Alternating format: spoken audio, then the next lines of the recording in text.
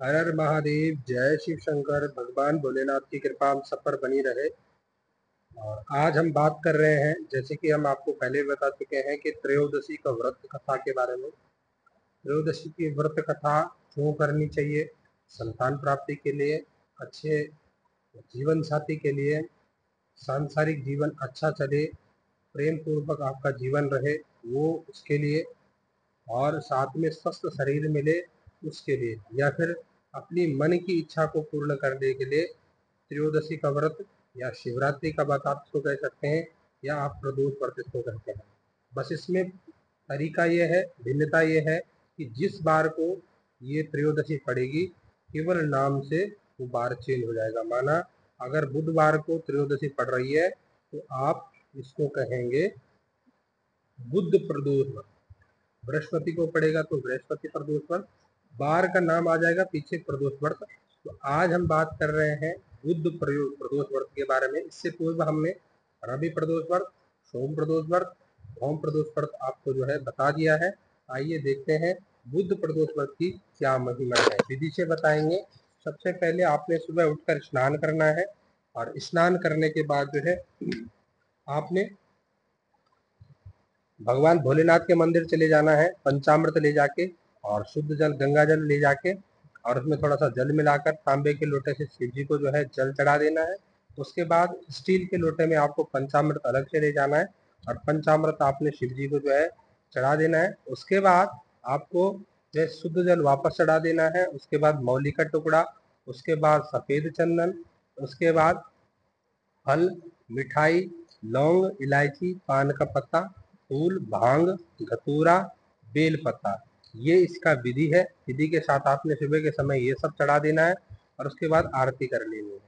शाम के समय में आपने खाली एक घी का दीपक ले जाना है, और एक पुस्तक जो है, अगर आप नहीं भी ले जाएंगे, इस वीडियो को देखकर आपने जो है इस कथा को सुन लेना है। और कथा कथा सुनने के बाद आपने खीर का भोग शिव जी को लगा देना है, और आरती कर लेनी है। और सुबह से शाम तक भगवान के नाम का भजन करना है। कोई अशुद्धियाँ ना हो, कोई त्रुटियाँ ना हो। अब और जो शादीशुदा हैं वो उनका सहवास अपने पति या पत्नी के साथ में ना हो, उसका ध्यान रखिएगा, दिन के समय और रात के समय। तो इसके बाद शाम के समय में जो खीर का भोग आप भगवान जी को लगाओगे, अपने परिवार के साथ में उसको बांट लेना है।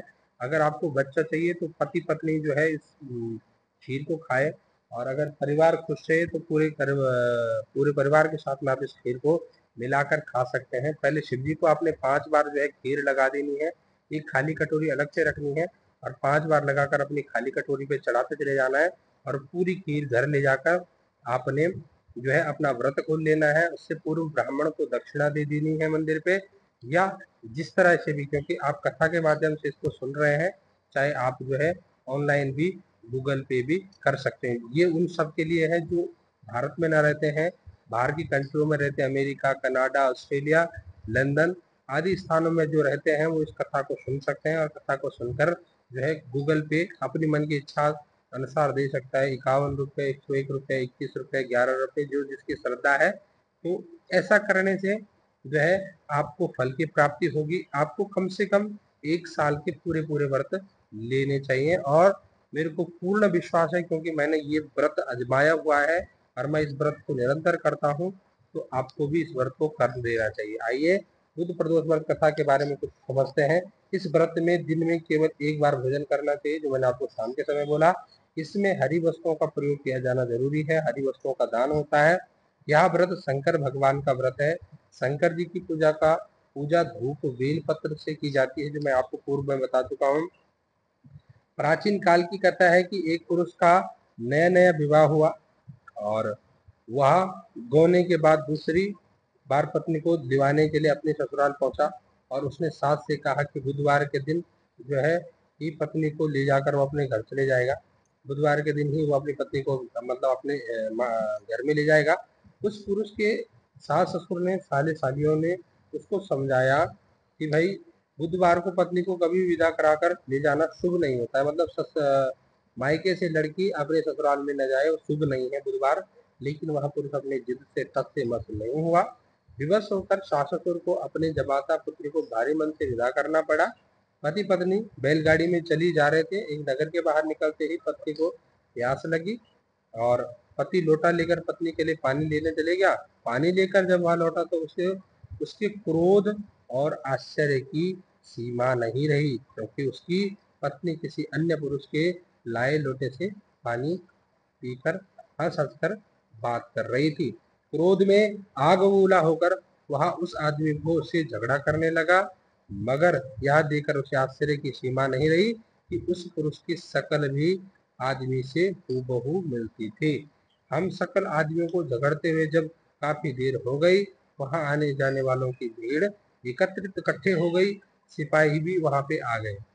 सिपाही ने स्त्री से पूछा कि इन दोनों में से आपका पति कौन है? आदमी तेरा पति कौन है? तो वह बेचारी असमंजस में पड़ गई, क्योंकि दोनों की शक्ल एक जैसी थी। दूसरे ने बिल्कुल मिलती थी। तो बीच राह में अपनी पत्नी को इस तरह लुटा देखकर उस पुरुष की आंख भर गई और रोने लग गया। वह शंकर भगवान से प्रार्थना करने लगा कि हे भगवान, आप मेरी और मेरी पत्नी की रक्षा करो। मुझसे बड़ी जो है भूल हुई है कि मैं बुधवार को पत्नी को अपने घर से ससुराल के लिए ले आया। भविष्य में ऐसा अपराध कदापि नहीं करूंगा। उसकी आप प्रार्थना जैसे ही पूरी हुई, दूसरा पुरुष वहां से अंतर्धान हो गया। भगवान प्रसन्न हो गए। वह पुरुष सकुशल अपनी पत्नी के साथ अपने घर पहुंच गया। उस दिन के बाद पत्नी पत्नी और पति और पत्नी नियम पूर्वक प्रदोष व्रत करने लगे। तो इस प्रकार से प्रदोष व्रत की कथा है।